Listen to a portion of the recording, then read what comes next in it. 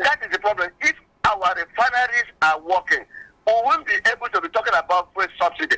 Remember, even this present administration, when they were coming on board, they were saying there was nothing like fuel subsidy.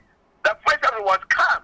But unfortunately, within this period, the totality of money they spent has outweighed the totality of money spent on fuel subsidy. For the past 15 years, the PDP was on power. But that does not mean that justified PDP, because PDP themselves, they were evil. The issue is that they are telling us, like, why is it our refineries are not working? Kaduna refinery is not working. Port Harcourt refinery is not working. Warren refinery is not working. Or if they are working, they are not working up to full capacity. Why is it that they cannot build new refineries? 20 years down the line, or 22 years down the line, no, they cannot say, let us build one refinery. How much does it take to build one refinery? How much does it take to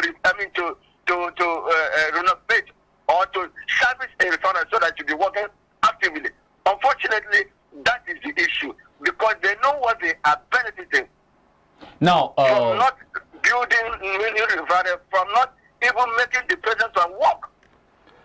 The refineries in Nigeria are now moribund, and the federal government has been slow in trying to resuscitate these refineries.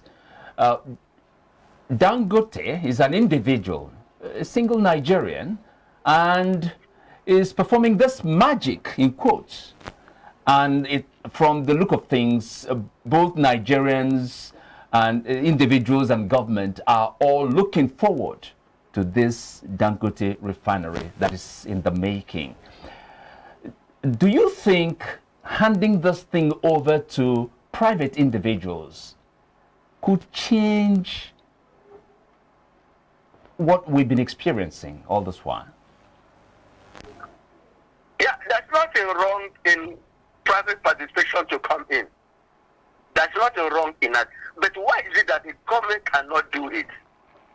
Why is it that the government can, if a single Nigeria, of course, Dangote, with due respect to him, Dangote is Nigeria.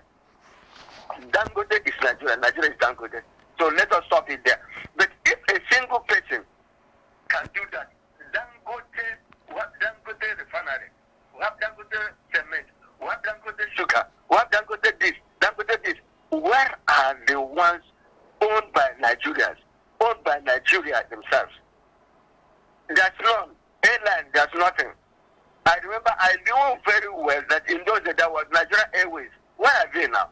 But you can now see private airlines all over at the detriment of the masses.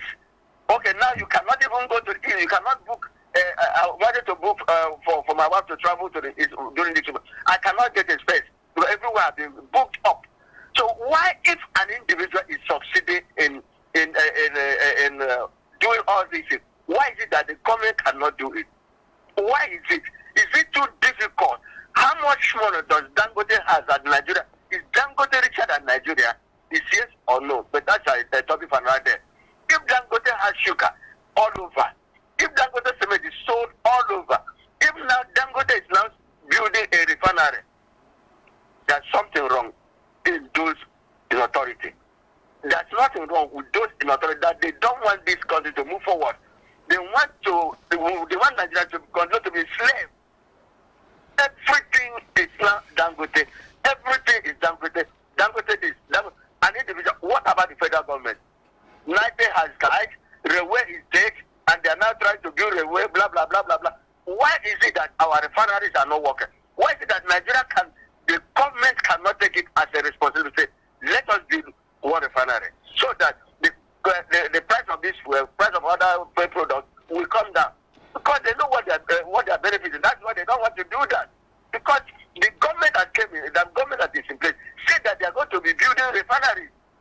Have they built one? But Dangote is building. And we are not being tempted to suspect that Dangote is government. Nigerians are known to be very resilient. I mean, they have been there. I mean, talking about the increase in fuel pump price, and this time around jacking it up from 165 naira to 340. Do you think it's as consequential as some people make it look? Well, you see, Nat and Mark, it is what I just said. One, the inflation rate will now climb beyond the Europe 3, even beyond the sky. And there will be high level of poverty in the country. I am sure you, Mike, cannot go give your wife 10,000 to go to the market. There will be high cost of transportation. From here to east now will be up more than 50,000 naira. Of course, it's coming like that. Between now and the next 3 weeks, you'll be paying 20,000 to go to the east. There will be high cost of inflation. There will be high cost of food prices. And of course, a woman who cannot go to the farm because of fear of being raped or things like that, there will be the transportation. Food transportation will be on increase. Everything will increase. Everything will. There will be more poverty in the land. There will be more. That would be the consequences because the government is quite insensitive to the plight of the people. How can you reason it from 165 to 340 as a rate? What justification?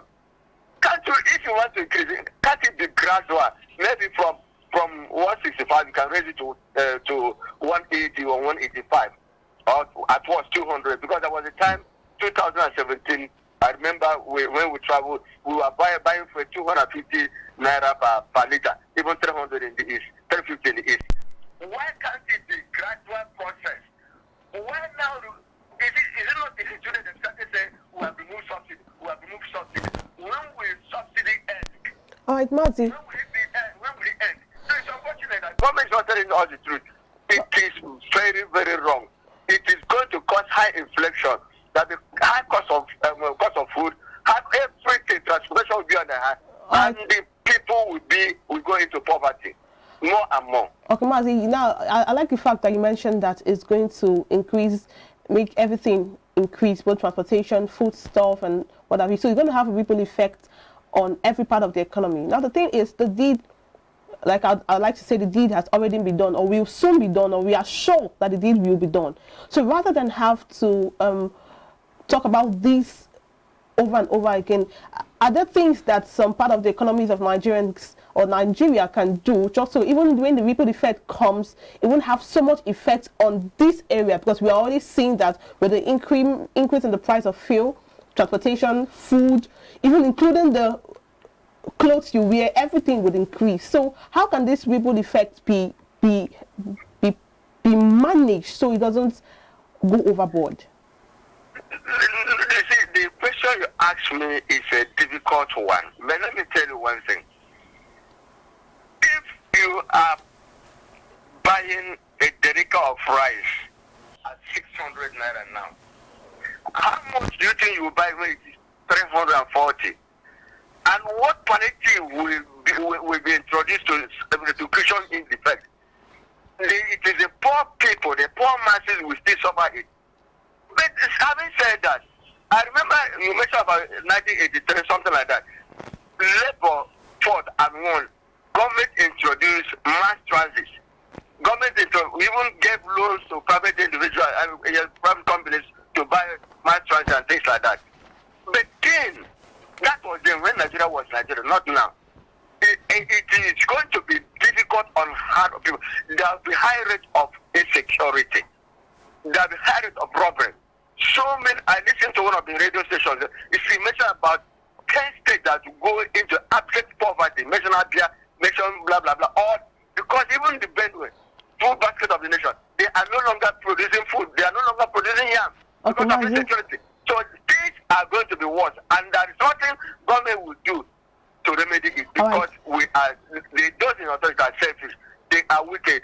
Even though they say they are going to introduce palliative measures, it's going to be for themselves and for themselves and by themselves. Thank you. For the want of time, we won't be able to have you continue with this conversation. Thank you very much, Mazi.